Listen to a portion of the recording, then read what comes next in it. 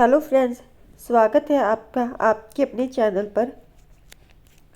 आज हम करेंगे नीति निर्देशक सिद्धांत, जो कि सिविक्स का बहुत ही इम्पोर्टेंट टॉपिक है मास्टर कैडर और पीटेट के लिए।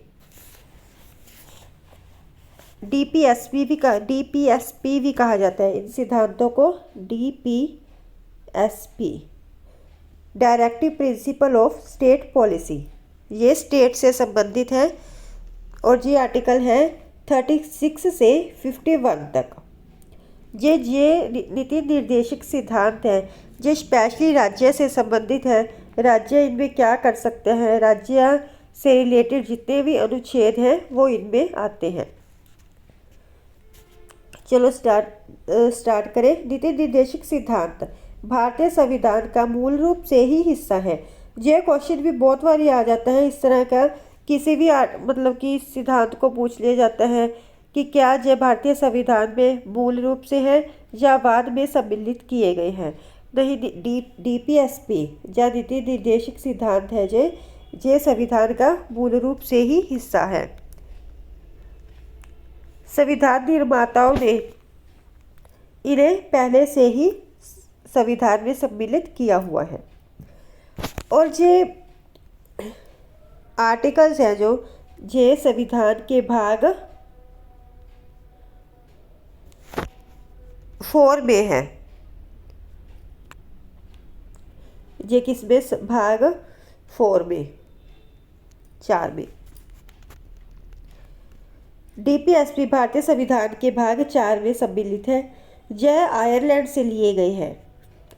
डीपीएसपी या नीति निर्देशक सिद्धांत किस देश से लिए गए हैं? आयरलैंड से। डीपीएसपी संविधान निर्माताओं के दिमाग और उद्देश्यों को प्रतिबिंबित करते हैं।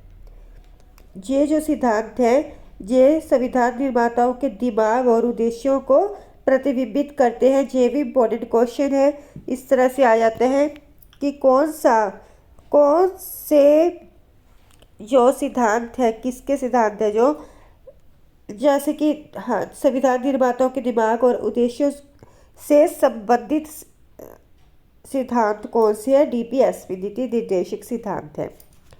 नीति निर्देशक सिद्धांत की परिभाषा अंकित की गई है। अब हम करेंगे इसके अनुच्छेद, जो कि क्या है 36 से 51 तक।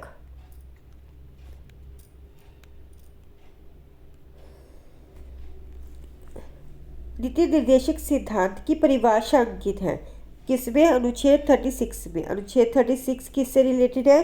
नीति निर्देशक सिद्धांत से की परिभाषा से संबंधित है। नेक्स्ट है नीति निर्देशक सिद्धांत कानून द्वारा लागू नहीं किए जा सकते। इससे संबंधित अनुच्छेद है जो 37। इसका मतलब क्या है कि नीति निर्देशक सिद्धांत है जो जैसे जो राज्य द्वारा लागू किए जाते हैं, ये तो हमने ऊपर कर लिया ना। जैसे हम एग्जाम्पल के लिए हमारे जो टेस्ट होते हैं, जैसे पीटेट हो गया, मास्टर कैडर हो गया, इन्हीं को लेते हैं एग्जाम्पल के लिए। किसी राज्य ने, जैसे कि यूपी ने निकाल दिया पीटेट, है ना, हमारे पंजाब में अभी नहीं निकाला, तो हम इसे लेकर कानून मतलब कि कोर्ट में नहीं जा सकते क्योंकि उन्होंने निकाल दिया और हमारे पंजाब ने नहीं निकाला, जो हमारे स्टेट ने नहीं निकाला, इसे हम चैलेंज नहीं कर सकते कोर्ट में। ये है जो जैसे सरकार के पास पैसा आएगा उसे अकॉर्डिंग वो अपने नीतियों को लागू कर सकती है। ये इनसे संबंधित है। इसका मतलब है हम कानून का सहारा नहीं ले सकते, कानून में हम कोर्ट में इसे चैलेंज नहीं किए जा सकते। ये सिद्धांत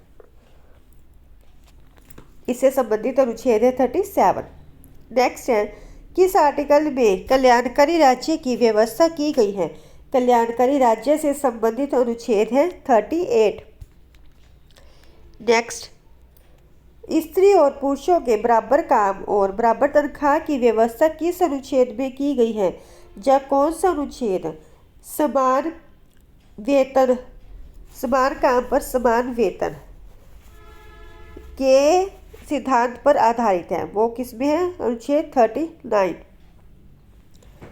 नेक्स्ट है कौन सा अनुच्छेद समान न्याय और गरीबों के लिए फ्री कानूनी सहायता को परिभाषित करता है?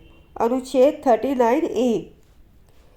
यह क्या है, सबको समान न्याय मिले और जो गरीब लोग होते हैं जो कानून की फीस नहीं दे, जैसे कोर्ट वगैरह में जाते हैं तो फीस नहीं कर सकते, तो उनके लिए फ्री कानूनी सहायता, यह है अनुच्छेद 39A में।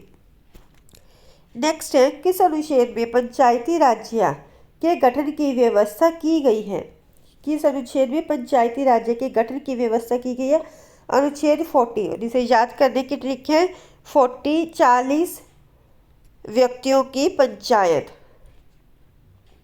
नेक्स्ट है, बेरोजगारी, बुढ़ापा और बीमारी की स्थिति से संबंधित में आर्थिक और बीमारी की स्थिति में एक मिनट, बेरोजगारी, बुढ़ापा और बीमारी की स्थिति में आर्थिक सहायता से संबंधित अनुच्छेद है अनुच्छेद 41। इसमें क्या है, बेरोजगारी, बुढ़ापा और बीमारी में आर्थिक और बीमारी की स्थिति में आर्थिक सहायता से संबंधित अनुच्छेद है आर्टिकल 41। सॉरी फ्रेंड्स, पता नहीं बाय मिस्टेक ना रीप्रिंट हो गया। नेक्स्ट है, गर्भवती स्त्रियों के लिए मैटरनिटी रिलीफ से संबंधित अनुच्छेद। जब बेबी हो जाता है उसके बाद जो महिलाओं को छुट्टी दी जाती है उससे संबंधित अनुच्छेद है अनुच्छेद 42। नेक्स्ट है, किस अनुच्छेद में कहा गया है राज्य घरेलू उद्योगों को व्यक्तिगत और सामूहिक रूप पर विकसित करने का यत्न करेगा? अनुच्छेद 43 किससे संबंधित है कि राज्य घरेलू उद्योगों को व्यक्तिगत और सामूहिक रूप पर विकसित करने का यत्न करेगा। भी जो छोटे उद्योग होते हैं उन्हें प्रोत्साहित करेगा, इससे संबंधित अनुच्छेद है 43। नेक्स्ट है, कौन सा अनुच्छेद राज्य के सभी नागरिकों के लिए समान कानून से संबंधित है? मतलब कि यूनिवर्सल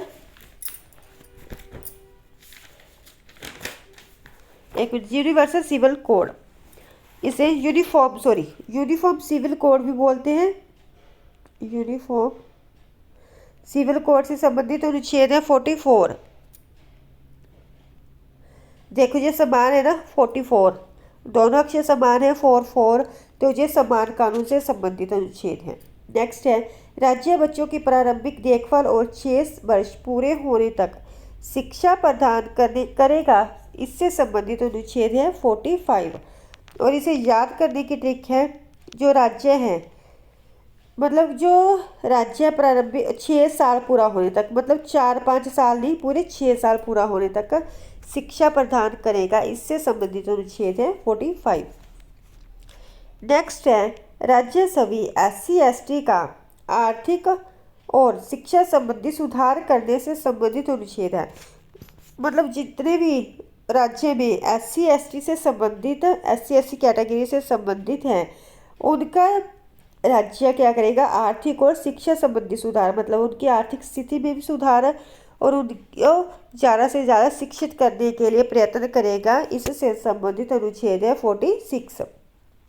नेक्स्ट है, राज्य शराब और दूसरी नशीली वस्तुओं पर पाबंदी लगा सकता है, इससे संबंधित अनुच्छेद है 47।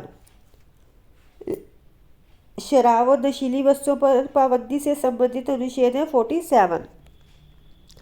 नेक्स्ट है, राज्य दूध देने वाले पशुओं की हत्या पर पाबंदी लगा सकता है, दूध देने वाले पशुओं की हत्या पर 4848।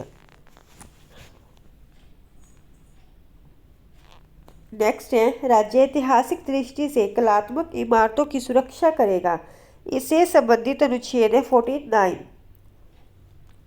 और इसे याद करने की ट्रिक है, कलात्मक इमारतों ऐतिहासिक दृष्टि से कलात्मक इमारतों की सुरक्षा करेगा, मतलब जो कलात्मक इमारतें हैं उन पर हम कुछ भी राइट नहीं कर सकते।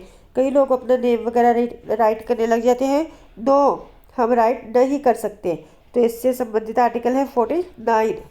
तो आपको ये याद रह जाएगा कि नो हम कुछ भी लिख नहीं सकते, नो मतलब पीछे नो है तो आगे क्या आएगा 49। नेक्स्ट है, जनतक सेवाओं में न्यायपालिका को कार्यपालिका से भिन्न करने का यत्न करेगा।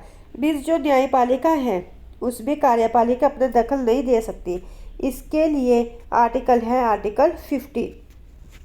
नेक्स्ट, अंतर्राष्ट्रीय शांति को मजबूत करने में सहायता करने से संबंधित अनुच्छेद है 51। इंटरनेशनल पीस से संबंधित अनुच्छेद कौन सा है? 51। ये इंपॉर्टेंट आर्टिकल है आर्टिकल 51।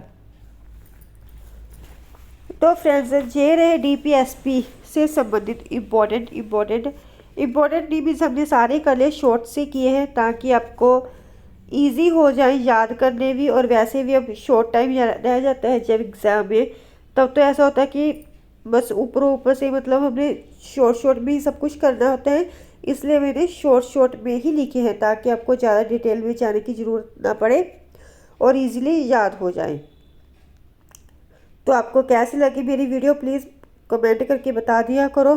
फिर मिलते हैं नेक्स्ट वीडियो के साथ। मैं कोशिश करूँगी कि फिर मैं इससे भी बेटर वे से आपको याद करवा सकूँ। तो थैंक यू।